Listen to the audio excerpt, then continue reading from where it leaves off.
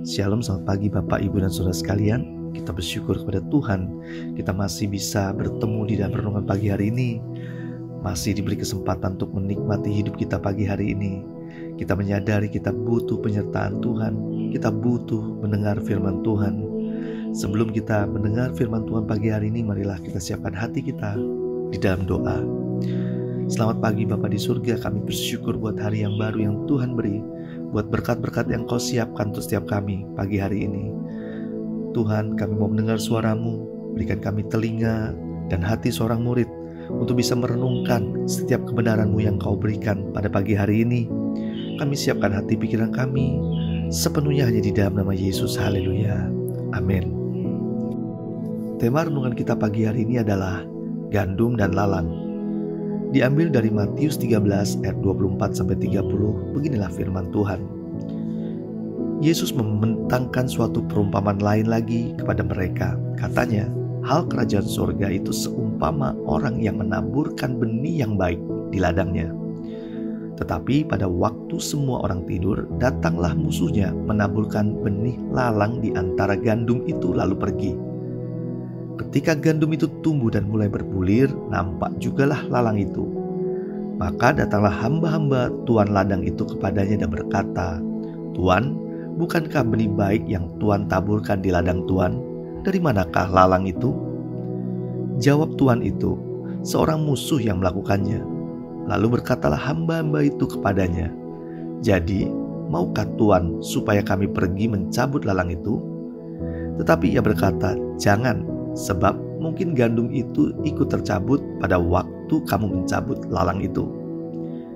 Biarkanlah keduanya tumbuh bersama sampai waktu menuai.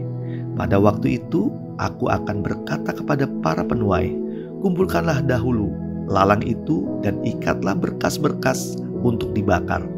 Kemudian kumpulkanlah gandum itu ke dalam lumbungku." Saudara yang dikasihi Tuhan, pada waktu masih muda, tanaman gandum dan lalang sulit dibedakan, sangat mirip. Tapi setelah dewasa, mulai terlihat perbedaannya jelas. Bulir mulai muncul pada gandum, sedangkan lalang tidak memiliki bulir. Makanya, hamba tuan ladang baru mengetahui dan melaporkan kepada pemilik ladang pada waktu gandum mulai bertumbuh dewasa. Karena mereka temukan ada lalang di tengah-tengah gandum. Tapi pemilik ladang melarang mencabut lalang karena khawatir juga gandum akan tercabut. Karena akar lalang dan akar gandum bisa saja saling kait mengait di bawah tanah. Saudara dikasih Tuhan, melalui perumpamaan ini kita bisa mengetahui bahwa hidup kita menjadi sebuah pilihan, mau menjadi gandum atau hanya sekedar lalang. Lalang dan gandum bertumbuh bersama, berdampingan, menerima asupan yang sama, dari tanah yang sama, menerima hujan, menerima pupuk yang sama, menerima sinar matahari yang sama. Tetapi gandum memiliki bulir di akhir hidupnya. Itulah buah yang dihasilkan gandum di akhir hidupnya. Sedangkan lalang tidak menghasilkan apa-apa dan akhirnya dikumpulkan dan dibakar. Di gereja saat ini banyak ditemui Kristen lalang. Artinya bertumbuh di gereja, melayani di gereja, ujung-ujungnya tidak menghasilkan buah jiwa-jiwa. Tidak ada jiwa-jiwa yang dibawa olehnya untuk mengenal Tuhan dan jiwa-jiwa yang mengalami pertobatan karena hidupnya. Kembali lagi, inilah pilihan hidup. Mau jadi gandum atau lalang. Jika ingin menjadi gandum, maka sebelum kita dipanggil Tuhan, kita wajib memiliki buah yang muncul dan terlihat di dalam kehidupan kita. Ada buah pertobatan, ada buah jiwa-jiwa. Mari kita pastikan pagi hari ini kita mau hidup menjadi Kristen gandum, bukan Kristen lalang. Jika belum mendapatkan jiwa-jiwa, ayo kita cari bersemangat. Jika sudah, ayo bekerja lebih banyak lagi untuk menghasilkan jiwa-jiwa untuk kemuliaan nama Tuhan. Jangan sampai kita puas hanya sekedar bertobat dan melayani, tetapi tidak menuai jiwa-jiwa. Marilah kita berdoa. Tuhan, pagi hari ini kami belajar tentang gandum dan lalang.